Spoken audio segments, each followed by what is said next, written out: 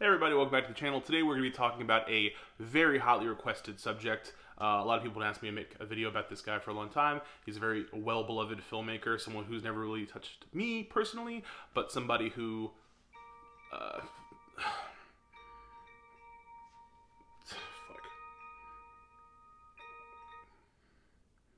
Hello? Hello? Dick Laurent is dead. What? Hello? Dick Laurent is dead.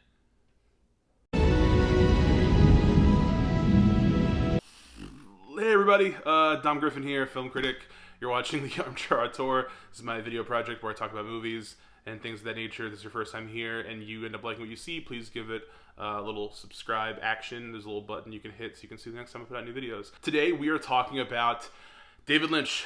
This has been something that people have been asking me to do on the channel since I started it.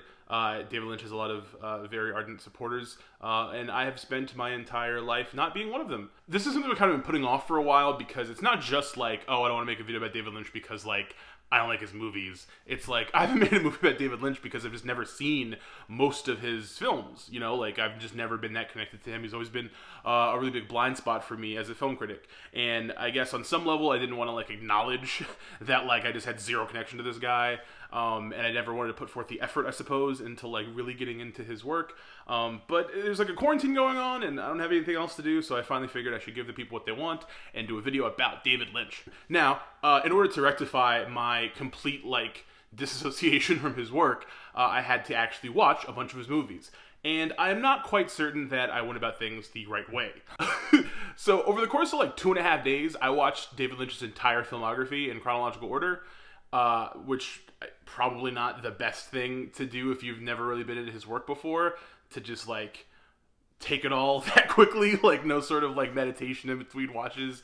Nah, I just, like, queued them all up, and basically all I did for a couple of days was watch David Lynch movies. And I can tell you before we get into the content of those films or my feelings about them, that this is 100% maybe not the right thing to do with a filmmaker like David Lynch, and the primary reason I will say that is because he's a very, very unique and uniquely off-putting filmmaker at times, and I feel like watching his entire filmography like in one big gulp is just it's not great for, like, your mind or your body and stuff. I did this a couple of weeks ago, and I've been putting off shooting the actual video because I wanted to take more time to think about everything that I absorbed, let it kind of, like, work its way through my system and stuff. And for those few weeks, I've had nothing but intensely lucid dreams about weird shit, and just me being forced to, like, face a lot of things about reality and stuff. It has not been fun, ladies and gentlemen. It's not something I would wish upon my worst enemies. If you're gonna get into David Lynch and this video, if you're like me, you watch this and you're someone who's, like, a newbie to his films, just do David Lynch on easy mode and, like, watch one or two here and there. Take your time. There's no rush. His films aren't going anywhere. It's fine. You're fine. Don't be like me. 90% of the lessons you can learn from this video channel are just don't be like me, okay? That is, what, 10 feature films that I watched in chronological order, and this video is going to be about me trying to decide what the best David Lynch film is, which is not something I think a lot of people are really going to want my opinion, being that I'm so much a noob to his filmography, but that's what we're doing. It's Dom figuring out what the best David Lynch movie is with you guys. Now, I figure I'm going to end up talking about each one of his films, some in more depth than others, but I felt that the easiest way to break things down was going to be through sort of a process of elimination, of examining which films, like, right off the bat, are just not his best. Like obvious answers, like, this is obviously not his best film. The first obvious, this is not David Lynch's best film answer is Dune, of course. I did a video about Dune very recently where I talked about Dune as a whole and the new Denis Villeneuve version of Dune that's coming out, and part of it was I watched Dune, the David Lynch version that I had sort of always held closely as a child, but as an adult, I don't feel quite the same way about. I think David Lynch's Dune is a really cool movie, and there's still stuff about it I really like, and I think it gets kind of a bad rap. But now that I've watched, like, the rest of his films, we just have to be honest and say this is not his best, okay? I think it's a worthwhile watch. I think it's very fascinating. I think it's interesting. I think it's pretty cool, but it's just not his best. Like, there's nothing else I can really say there. You can watch that video for more thoughts about David Lynch's Dune. Another David Lynch film that right off the bat I am not going to call his best movie is Twin Peaks: Fire Walk with Me. Prior to doing this David Lynch binge, the only David Lynch films I was actually close to, like I said, were Dune, and also when I was younger I watched the first 2 seasons of Twin Peaks. I've never seen the 3rd season of Twin Peaks that he did more recently, But Twin Peaks was something of his that, like, to me, that was, like, the main David Lynch thing I knew. And I'm a huge fan of the first season of Twin Peaks, even though I have not revisited it in a very, very long time. Which is why my choice to just randomly watch Fire Walk with Me amongst his other filmography without rewatching Twin Peaks felt like a really stupid decision. It just felt strange, like, on its own, like, just like a dry, raw dog version of Fire Walk with Me felt really disjointed and strange, and like I didn't really connect to it the way I kind of thought I would. I'd seen it before, I feel like, when I was younger, but like I didn't remember, it wasn't something that really stuck with me. And watching it this time, I just did not connect with the movie at all. Where it sits in his filmography, I was just kind of like, could not wait to get to the next movie. I wasn't really feeling it, and I realized like it's such a piece with Twin Peaks that not watching Twin Peaks, just watching the movie randomly by itself, is like a disservice to the film. So this isn't me saying Fire Walk with Me sucks or something. I'm just saying that, realistically speaking, I'm probably going to have to do like a full Twin Peaks video sometime later in the year whenever I'm like psychologically able to, because I feel like that's like a world that you have to just like take by itself. You can't just compare it to his other movies the same way. I mean, you can, but like I'm not going to fucking do it. Two other films we're going to just knock into contention right away are two good films, two strong films, but two films that are like just obviously not his best. And to me, that would be his first two films, Eraserhead and The Elephant Man. I really liked Eraserhead the first time I saw it. Maybe I just related to it more strongly because quarantine life without my barber, my hair is reaching Eraserhead status. And to me, the film was really strong. It's such a powerful debut. It's such a like stark, captivating distillation of what you like about David Lynch. Like, it's just, this is his debut, and it's this guy just injecting himself into the viewer's veins. Like, you don't know me, but you're about to. And it has the signature like strangeness and like discomfort I always associate with his films.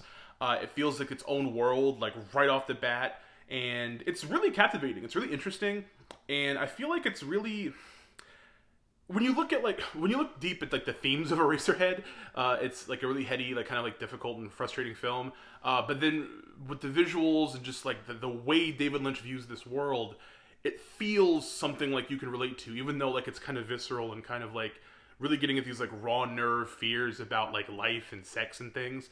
It works really well. It's a really strong film, and like obviously one of the great debuts, but you can't really call it like his best. Like, this dude's making movies for like 40 years, and he didn't just like start great and then like fall off. Like, it's not his best. Likewise, The Elephant Man is a pretty impressive movie if it was like anyone else's movie. Like, if just some random person made The Elephant Man, you'd be like, this is like a really good movie. Yeah, like it was up for awards and stuff. It was like a big like prestige picture type of deal. But it's like a David Lynch movie, and it's so weird watching this guy like tone it down so heavily for his sophomore effort. It reminds me a little bit of if you watch like all of Steven Soderbergh's movies in order and you watch Kafka second after Sex, Lies, and Videotape. Like, it's such a drastic departure. It feels so much less personal, but it's still like vital and still a part of the filmmaker's, like journey. It's interesting watching David Lynch make a movie like The Elephant Man because it's really, good, but it's not that weird. It's a very straightforward picture.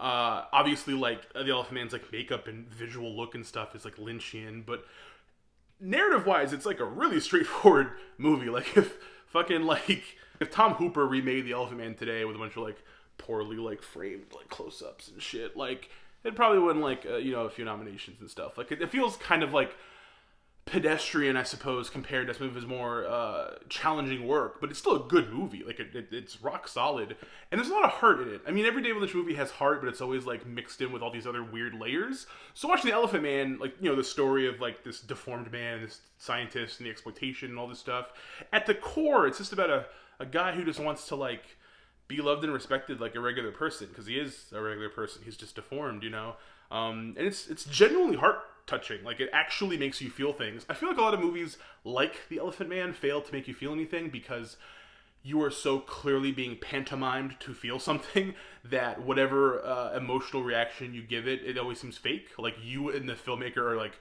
conspiring together to go, yeah, it's time to cry now, and it just feels like bullshit. Here, I felt like a real sincerity to the movie that like is really powerful and really cool. But again, it's just like, it's not David Lynch's best movie. I feel like several other people could have made this movie. It doesn't feel as unique as it could. And it's like, it is what it is. Jumping from the beginning of his career to nearing the end or present day of it, we have to talk about Inland Empire, which is maybe like the most David Lynch movie ever made, but it's like certainly not the best. Obviously, Inland Empire was the last of these films I watched, so I watched everything in chronological order. And by the time I got to it, I was obviously a little bit burnt out on David Lynch. But even if I wasn't, I feel like Inland Empire is just like too much movie. It's like 3 hours long. It's shot entirely in digital video. Much of the film was improvised as it was made, and it shows. It's got a lot of these like nesting world within a world, dream within dream type feelings. Take away Laura Dern's like central performance, which is like just a real showstopper. And if it had been in like a regular movie, she obviously would have won a ton of awards for it. But the movie around her performance is just so weird. And I'm going to say the word weird a lot in this video, and I know it just makes it seem like I don't have a better array of adjectives, but like Inland Empire is just a strange, odd-ass movie. And at times it's really, really engrossing. Like there are times where you're really kind of getting into it, but like the plot moves around so much, such as there is one. And by the end of it, it was very difficult for me to finish. Like the second half of the movie, I think took me like 2 to 3 tries before I finally finished it. And when it was all over, I was just like, good. I wasn't like, oh, there's a lot to wrestle with here. I was just like, fuck, good. It's done. It's done. I've completed the blood ritual. I can no longer be watching Inland Empire. I was fucking stoked. It just didn't connect with me, you know? Like there's stuff about it that is interesting, and I think watching David Lynch work with like Mini DV at the time, like it's really, really cool, like him working with video.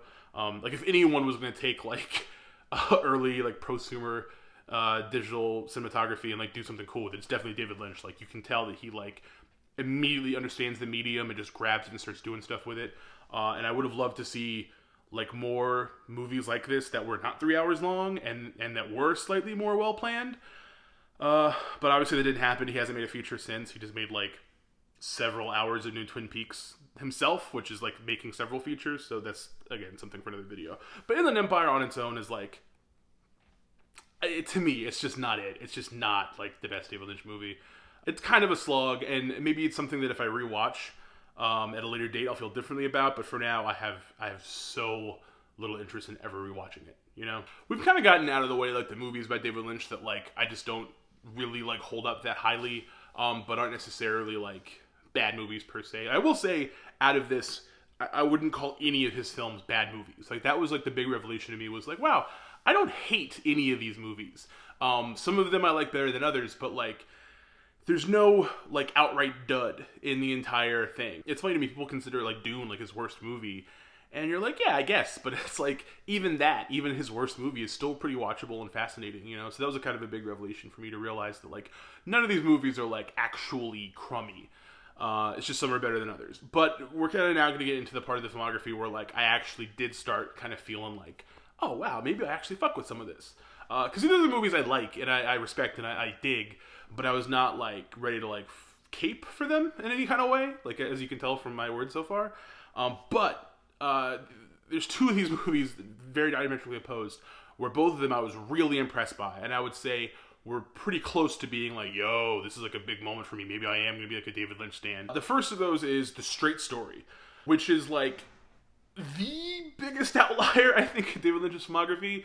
It's a little bit similar to The Elephant Man in that The Straight Story is like a regular movie. Like it's not like a fucking dream thing, 2 worlds mirroring each other, like whatever the fuck. It's just a regular ass movie about a dude. It's like basically a true story about a dude who like gets on like a lawnmower and rides across country to see his ailing brother that he's not cool with anymore. And it's a really touching story. There's a real powerful like pathos to it, and it's so fucking regular. It's such like a normie movie, you know what I mean? Like it's the closest thing to like a Forrest Gump type thing in David Lynch's entire filmography, but it is so much like simpler and more potent, and I think more sincere than any other movie like that in that genre, like those feel-good Oscar type movies. It's a movie that takes a really, really like powerful like emotional core, like this complicated knotty relationship between brothers, and literalizes it into like this large field trip, for lack of a better word. You know, this big journey this guy is on, all the people he encounters, and how his story inspires them to help him get across this journey. And like, it shouldn't work. It's not the kind of movie I normally am like, oh, I want to watch the Lawnmower fucking field trip movie. I'm not like that at all, personally. But watching it, I was like that. I was like, I better see this motherfucker reunited with his brother, man. I got to see it. It really got to me. Like, it's because I think the thing that's interesting about the movie is contrasting it with The Elephant Man. The Elephant Man is like David Lynch's second movie. It's just him kind of showing like a different, side of himself and discovering himself. But at this point, he's made several movies. He's a very experienced filmmaker, and seeing the potency of his craft put to work on such this simple kind of direct story, it makes that story so much more like palpable and obviously a lot of what makes it work is sincerity. Like, it's like David Lynch genuinely has a heart. He's not like a lot of filmmakers who like showing you a facet of emotion, who like showing you like the implication of feelings. Like, David Lynch is like a real like emotional guy, and even though the story is straightforward, he makes it feel so real and like beautiful heartland America type shit. Like, there's just that sincerity that kind of permeates all of his movies. And here in The Straight Story, it's like someone just like ripped open a vein, let all that shit pour all over the place. And it shouldn't work, but it does. It really does. And like, by the end of it, I was like tearing up and stuff, and I was like, wow, that's a fucking movie. It's not something you would easily recommend to people. Like, if someone's like, I don't know David Lynch, what should I watch? Watch this movie about a guy who rides a lawnmower across the country. It's not like the purest distillation of what makes him who he is, but it's good. It's real good. It's not like upper tier. You know what I mean? I feel like anyone ranking their favorite David Lynch movies would never even list it. But to me, I was moved, man. But the other one that also came very, very close to inner circle status for me with David Lynch is Wild at Heart. Look, y'all know you guys know that I love Nicolas Cage, right? Like, I've talked about that at numerous junctions on this channel. But Nicolas Cage and Laura Dern in Wild at Heart is this like kooky weird couple. The movie has like so much power. Like, the power this movie has. When it started up, I was just like, oh, this is like, I'm in love. I'm in love with this fucking movie. I'll do whatever this movie wants me to do, man. Like, just, it's so rock and roll and weird and earnest and it's just all these things, and I could not look away. It's like Wild at Heart's like nearly perfect, but it doesn't, to me as a whole movie, ever like fully come together, if that makes sense. Like, it starts off so strong and it has just this undeniable crackling energy on the screen that I was like super into. Like, if it was one of those little like lava lamps, or not lava, but like the lamps with the electricity that you see in like Spencer's or whatever, and you touch them and like the little, you know what the fuck I'm talking about? The movie is like that, okay? And it really got at me. But like, you really can't sustain that energy for the entire length of a feature, I don't think. Like, when you compare Wild at Heart to like True Romance or Natural Born Killers or like other sorts of like weird couple on the run type movies, it has way more heart and way more like charm, I think, than any other movie in that sort of like subgenre. But at the same time, it doesn't have like the same legs. I don't think that the movie itself makes it all the way to the finish line. And I couldn't quite put my finger on why, because when I was watching it, I was like, yes, Wild at Heart time, on the inside. I was like laying in bed on my laptop doing that, but I was feeling it. And then as it went along, it just kind of like petered out for me somewhere. Like, part of that might be, I feel like, I don't want to get like too deep into this in this video because there's not really like room for like this whole heady discussion. But one of the things I liked about The Straight Story was that The Straight Story is one of the only David Lynch movies that seems completely divorced from his like sort of troubling relationship with like sex on screen. Like, it's very clear that in some of his movies, sex is portrayed a certain way because like maybe on some level David Lynch is like afraid of that kind of visceral connection or something. And then in other movies, it just seems like every movie has like some kind of like sexual violence against women. Like every single one of them, it feels like. And he explores those things in I think a meaningful way, but it's a little bit odd to me that so many other filmmakers that have like rape in their movies get like vilified for it, and David Lynch returns to this like all the time and not always with something really profound to say, and it's just sort of like a thing people just kind of go along with. Like, I don't know, like maybe there's more to that I'm just not personally exploring, but something like The Straight Story, I was like, oh, this movie has like almost none of that. Cool. We watched them all back to back over 2.5 days. It just seems kind of potent and tiresome. So he doesn't get like half the shit that like Brian De Palma gets, I guess, and for good reason. But like in Wild at Heart, there's a little bit of that too, and like it was just kind of like off-putting for me, considering the rest of it was so like cool and like interesting. And I don't know. All told, that's a movie that starts off so strong for me, but then just doesn't make it to the ending. You know, that's kind of how I felt about it. But man, when it started, I was like ready to just like start fucking give myself a stick and poke Wild at Heart tattoo or something. Alas, like those two movies to me really sort of highlight two conflicting truths about David Lynch. Wild at Heart is like a very David Lynch movie, and I'm so glad he makes these movies because like who else will? But there's like these limits to that kind of movie for a viewer like me. It doesn't always like make it to the finish line. Like its ideas are not always strong enough to make it matter to me. Whereas something like The Straight Story is like anyone could make The Straight Story, kind of. You know what I mean? Like if David Lynch wanted to, he could make nothing but movies like this. Think about how many regular movies David Lynch has been offered that if he was so inclined, he would probably like do something really spectacular with. But he's just, you know, very rarely inclined to do that. And it's good that he's the guy that makes his own little weird movies. But sometimes I feel like maybe his craft could be used on more standard fare occasionally. You know, I think he could tell really cool stories that way. But obviously it's like that's just not who this guy is. So we come to like the movie that to me was going to be the strongest contender for like this is going to be my favorite David Lynch movie, and that's Lost Highway.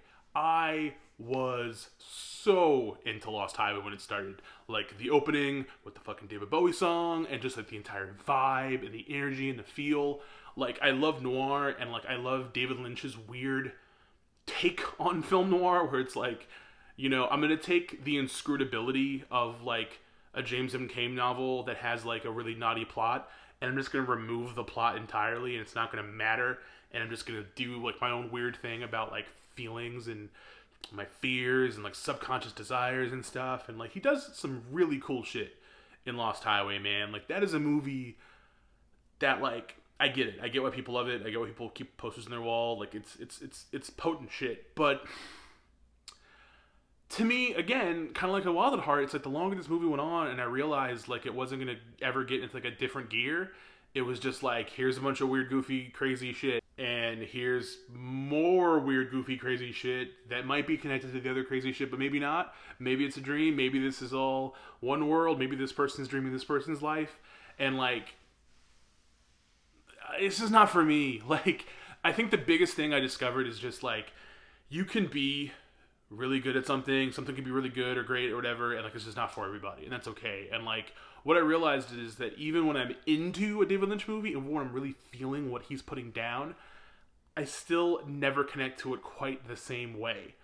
And I'm not saying I want David Lynch to be someone he's not. I'm not saying I want him to be like a Christopher Nolan who seems to have like no sort of interest in like the metaphysical or like dream-like weird stuff and is just all very baseline complex narratives. I would love more David Lynch stories that actually have kind of like they go in the right progression of stuff. I would love for the mysteries to actually have like answers sometimes and not always be like, this is a symbol for something. Like what? I don't know. Go on Reddit, figure it out. Like it's just I don't really approach that kind of storytelling very well, largely because it always makes me feel like sometimes if something is open-ended and there's like symbols and stuff I have to pick apart and like kind of like, you know, analyze, sometimes it can be a really rewarding process and you end up coming to a conclusion that's really like cathartic in some way and you feel like you were a part of something really powerful. But for something like Lost Highway, I was just like like from a screenwriting perspective, it just kind of feels like I had a bunch of weird ideas and I threw them at the wall. Now it's your turn. You figure this shit out. You know, like I'd never liked that approach. Like specifically with Lost Highway, it definitely feels like I had two halves of a movie, and I didn't have the other halves of either of those movies. So I just put them together. You figure it out. What's real? I don't know. Who knows? None of us know. And it's like, it feels like a cop out. And when I looked at like other people analyzing Lost Highway and like what they thought about it and like what they thought the themes were and like different stuff, I just felt like it felt like an exercise more than like a movie. And even though a lot of really cool shit about the movie stuck with me, I was so turned off by that sort of like, all right, now you figure it out approach that I was just like, I don't know. It just kind of soured me on the movie, and I was mad too because I was amped, man, brother. I was like stoked about this movie. Not even like because of hype or anything like that. I mean, I know lots of people who love the movie, but it was more just like once it came on, I felt like I was like, I've arrived. I've been watching David Lynch movies for like 2 days, and like this is the one for me, brother. And then it was like, nope, this one is not the one for me either. Like maybe there is no one for me, and that was kind of a bummer feeling. But like, whatever. So I went on to. That leaves us with only 2 movies we haven't talked about that could be the best David Lynch movie. And if you know me at all, you've already figured out which one it is for me. But I will talk about like the runner-up movie, and that's Mulholland Drive, because like Mulholland Drive is a very good movie. It might be David Lynch's like best movie for a lot of people, and I do think it's probably like his most impressive. I don't know what the right word is for this. Like Mulholland Drive, for a lot of people, is like this really powerful, sacrosanct, like redux of what he did in Lost Highway, but like better. And the concept of how like tight this dream world is for people, and all these different like things you can pull apart. To me, I think to really get into that reading of the movie, you have to believe that this is sort of like an ornately crafted object full of all these like refracting symbolisms and things that you can pick apart endlessly until you find like the right answers. That's how, to me, it seems like a lot of people approach this movie. And I don't buy that because this was shot as like a pilot for a TV show that didn't work out. And then he like reshot some shit and turned it into a movie. And to me, it feels like he had a pilot, like an idea for a long-form show exploring all these, like, inversions of Los Angeles noir iconography, which is cool. Would have been cool as a whole TV show, probably. And then because he couldn't make it a show and salvage it, he just sort of grafted a lot of that onto the structure of Lost Highway, only, like, more so, only, like, more deep, in the idea that the first part of the movie is like a dream, and the second part is the reality. What's the dream? What's the reality? And that type of stuff. And like, I'm not the guy who can make the like Mulholland Drive video for you guys where I pick apart all the little. I don't think about movies that way. I don't really. The more I realized that I had to do that, like the symbols and dream stuff, I started checking out of the movie, because to me it felt like not real. It felt like a goose chase kind of. And maybe that makes me, maybe this is like me outing myself as like a lame normie, and anyone that has liked this channel is now going to realize like Dom's not that smart and doesn't like certain things. But I've always been more viscerally connected to like emotions and like feelings in stories, and stories that have stakes and things like that. And like, it's harder for me to connect to something that's like, maybe everything you're watching is like a dream, and then the stuff that is reality might also be a dream. And maybe this is just one person wrestling with stuff that never actually happened, and we have to infer what happened off screen and stuff. And like, it's just not for me, I guess, And it was very difficult for me to like come to that conclusion. And maybe that's why I've been putting off making David Lynch video for so long, was like, I'm going to do this video and I'm just going to come to the realization in real time on camera that I'm a fucking idiot, because I don't have the affinity for these kinds of narratives. But that's not to say these narratives are bad. That's not me saying these movies suck because I didn't like them or something. Like, I'm not an asshole. It's more just that, like, I could not connect quite the same way. Even if while I was watching it, I was engrossed. Like, while I was watching Mulholland Drive, I was really impressed. And I thought that they were doing some really interesting things. Like, it's like, from a craft perspective, Lynch is so good. Like, the audition scene where Naomi Watts is, like, goes from being this, like, complete fucking, like, airhead, neophyte to like having this like powerful, like nuanced performance in this audition, like that really kind of got me. The scene with Patrick Fischler at the diner and stuff, like there's things about Mulholland Drive that I really heavily fuck with, and also Justin Theroux. Like, I'm obviously on the record as being a huge Justin Theroux fan, and in this and Inland Empire, he's insanely good. It didn't quite come together for me, and I think, like I said before, for some people, having a movie end and then you can go online and spend like days of arguing with strangers about what this means and what that means, that's just not fun for me. And I feel like so much of the movie you get that second life of people doing that and engaging with that and with each other and their feelings and stuff. And like maybe that's where the magic of the movie comes together. But for me, I just kept thinking like, my guy turned a failed TV pilot into his like magnum opus. I don't think another filmmaker could ever do that the way that David Lynch did, because he trades in techniques and he's interested in themes and ideas that other filmmakers just do not seem to think that way. And that's what makes him unique, and that's what makes him special, and that's cool. But for me, I was just like, fuck.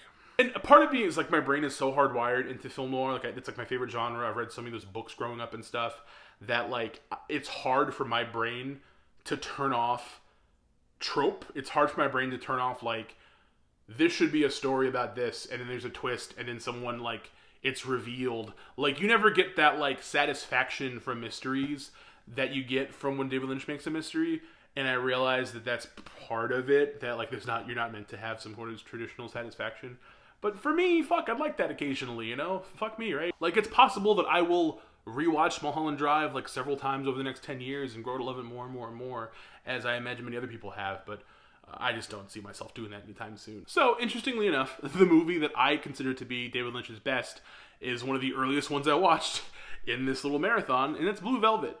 Heineken? Fuck that shit! Pabst Blue Ribbon! I'd seen Blue Velvet partially, I think, when I was like a teenager, like in high school, and like I didn't remember very much of it. And much of what I thought were things that happened in Blue Velvet are things that happened in Twin Peaks or vice versa, because of Kyle MacLachlan, I guess. I don't know. Rewatching it this time, in order, amongst all of David Lynch's other movies, I felt like Blue Velvet is definitely David Lynch easy mode, right? Like, it's definitely, look, if everything else is too much for you to handle, here's a David Lynch movie you can just take and be good with. But to me, it is sort of like a happy medium in his... to me, it's like a happy medium in his films, right? It has that strangeness and that weirdness that you like about David Lynch, and those challenging, sort of discomforting ideas. But it's packaged in a world that is somewhat, at least, based in reality. It's provocative the way his other movies are, but not in like the sort of like circle jerk way where like you can just be endlessly in a circle deciding this means this and that means that. Like, to me, Blue Velvet is like this beautiful like Ed Hopper painting, and then for 2 hours there's a guy just chipping away at edges of it until you see its like disgusting, grotesque underbelly. And that works for me. I like that. I know it's essentially like 2 layers, so it's more like the child capable version of a David Lynch movie. Like, you don't have to be too fucking deep to figure it out. But it works really well. There's like I'm really into that basic thing that does kind of reappear in other films, but the idea that the world, and Americana in particular, is like this beautiful myth, and that right bubbling beneath it is just some gross, fucked up shit. Because that's true, and also because that speaks, I think, to like people in general, and obviously in some way to David Lynch himself. It's like our exteriors and our interiors are often so different, and often that tension between like appearances and realities can be really discomforting. And to me, man, Blue Velvet really gets at that. It's very visceral. It's hypnotic, but it's also like kind of depressing and like kind of funny in weird ways too, and like it has like just the right levels for everything. Like, it's, to me, it's the most like a pop song in like David Lynch's actual filmography. All of his other, so he has other movies that have poppier elements, but they all go off in like weird tangents and stuff. This to me is like his one big hit, you know, and like I fuck with it for that reason. Basically, it's the movie of his that I can kind of watch. Like, I would rewatch that right now if I was up to it. You know what I mean? Like, it's I don't think it's any less powerful for its relative simplicity, I will say. I think that it's like a little bit easier to digest than other films of his for sure, but not in a way that diminishes what makes it special. And I feel like the reason I'm able to connect with it in like a more visceral way is because the movie is happening and I'm watching it and I'm engaged in the story that takes place, and then it comes to like an ending, and then I can like sit with my feelings about that. I don't feel like I'm constantly like having a guy with a funny haircut following me around with a Rorschach test going, what's this? I just don't fucking, I've never, that just doesn't do it for me, you know? But I don't know. I mean, now that I've sort of like cracked my cherry or whatever on all these different David Lynch movies, and it definitely did affect my brain. Like, I'm telling you, I had some weird ass dreams for the last couple of weeks. Really, that's why this video took so long to make. I do think that my relationship with him as a filmmaker is a little bit different now, and I definitely am ready to do like a big full Twin Peaks watch, and I'll make a video about that sometime later this year, I guess. And I am ready to like engage with his work more and rewatch some of his films. It's just gonna take some time for me to like really do it again because like shit's a lot, man. It's just so weird. But man, what a what an undertaking. I feel like any other filmmaker, if you watch a bunch of his movies in the course of 2 days, like it's like one thing, but like I watched several Michael Mann movies later to kind of like give myself like a basic palate cleanse, and like still had just Lynch feelings, just bubbling up underneath. There's a couple of times I was watching the movie Collateral, which is like also shot in like early DV, and like some of the like LA shots, my brain would superimpose images from Inland Empire onto it, and then like Tom Cruise would shoot it, and it was like fucking me up. So yeah, the things that I do for views. So those are my feelings about David Lynch and what I consider to be his best movie. I am very grateful for you guys watching this one. I know it's a long video and I talked a lot, and I'm sorry, but I had a lot of feelings about it, and I hope you guys enjoyed it. Next week we'll probably have slightly more normal videos, I guess. And I just want to thank you guys for watching. I really appreciate that. If you are not subscribed yet, please subscribe. If you like this video, give it a thumbs up. That lets me know you actually liked it. If you hate it for some reason, give me a thumbs down, but that's like, it's like mean. Please talk about David Lynch in the comments. Let me know how stupid you think I am for not liking some of his movies. Let me know what things you think I should be looking out for the next time I decide to do a rewatch, that type of stuff. Yeah.